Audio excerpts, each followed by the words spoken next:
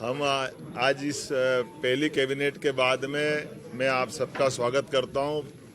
विलंब से बात आई, इसकी मैं थोड़ी क्षमा चाहता हूं। 2, 3, 4 बड़े, वैसे तो हमने काफ़ी निर्णय आज किए हैं इस कैबिनेट की बैठक में, जिसके माध्यम से दूरदृष्टि से, दूरगामी दृष्टि से स्टेट के लिए वो बड़े सबके लिए हित में भी रहेंगे।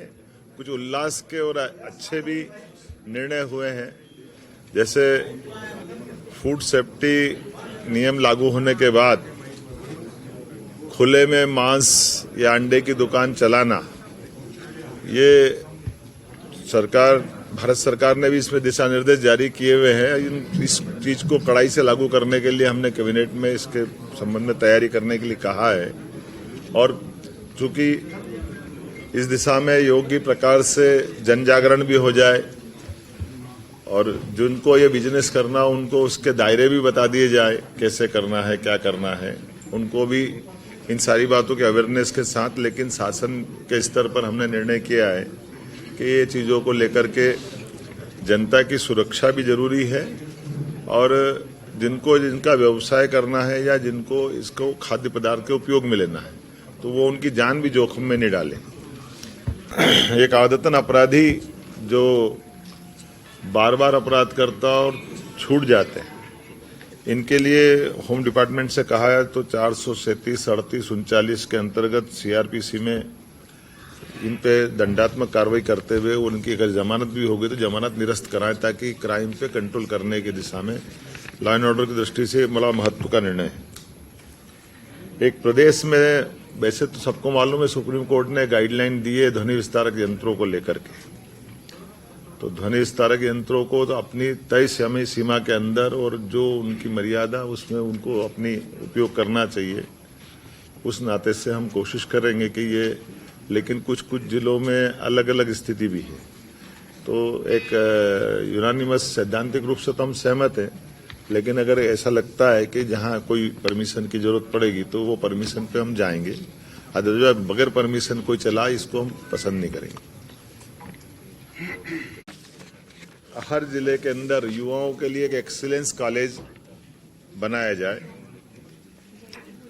जो सभी प्रकार की नई शिक्षा नीति के माध्यम से सभी कोर्स की वो पढ़ाई वहां हो सके। लगभग 52 कॉलेजों का चयन हम कर रहे हैं। अगले सत्र से ये सभी कॉलेज चालू करेंगे, जिसमें सभी प्रकार के कोर्स, अगर वो डिग्री है तो पीजी होंगे, बस की व्यवस्था होगी, और प्रधानमंत्री एक्सीलेंस कॉलेज के नाम से उनको जाना जाएगा। एक निर्णय हमने किया कि ये जो डिग्री, मार्कशीट और ये सब डॉक्यूमेंट्स को अवेयरने के लिए बच्चे परेशान होते हैं, कई बार जाने आने के लिए सारी झंझटें होती है, कई बार नकली लोग बना लेते हैं। तो डिजी लॉकर चालू करा रहे हैं। हमारे सभी प्राइवेट यूनिवर्सिटी, सभी कॉलेजों में दस्तावेजीकरण के आधार पर हर एक कोई किसी को चेक भी कर सकेगा, और उनका अपना दस्तावेज का वो सुरक्षित एक डाटा भी बनेगा। तो सरकारी 16 यूनिवर्सिटी, 52 प्राइवेट यूनिवर्सिटी, सभी में इसको लागू करने के संबंध में आज निर्णय किया। तेंदुपत्ता संग्रहण के लिए 3000 की प्रति बोरा की जो हमारी सीमा थी, अब उसको 4000 रुपये प्रति बोरा करने के आदेश इसको जारी करने के लिए बता दिया गया है। एक साइबर तहसील का दायरा भी 1 जनवरी 2024 से कोई भी अपना दस्तावेज का पंजीकरण कराता है, अर्थात रजिस्ट्री कराता है, तो अलग से नामांतरण कराने के लिए जाए वो परेशान हो।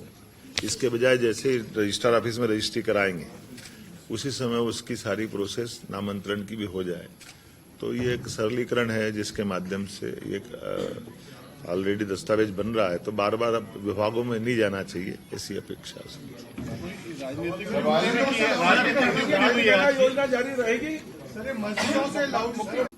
तेंदुपत्ता संग्रहण के लिए 3000 की प्रति बोरा की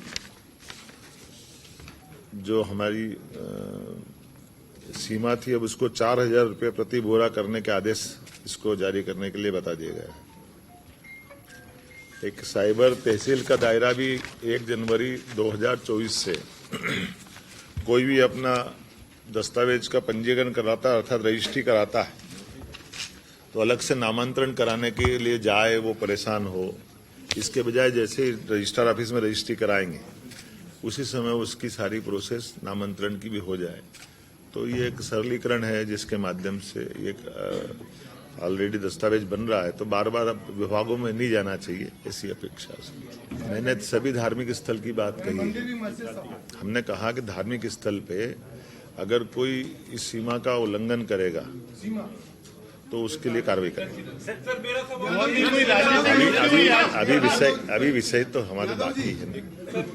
ये कब से शुरू होगा मुख्यमंत्री जी? ये कब से शुरू होगा?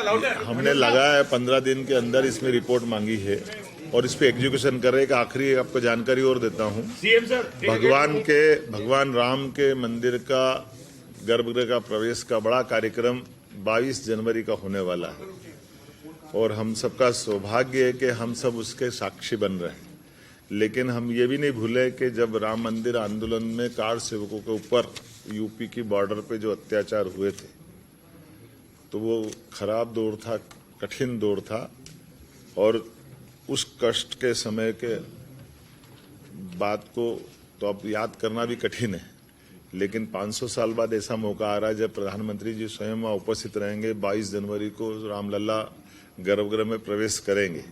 तो राम मंदिर के मार्ग में हम इस बार मध्य प्रदेश सरकार सभी राम भक्तों का हर जिले से राम मंदिर के अयोध्या के जाने वाले मार्ग पे स्वागत करेगी। हम उनका अभिनंदन करेंगे, तिलक रोली लगाएंगे, उत्साह के साथ हम इस पूरे आयोजन में सम्मिलित होंगे और प्रेरित करेंगे कि इस पूरे आयोजन को अविस्मरणीय बनाया जाए। बहुत बहुत धन्यवाद।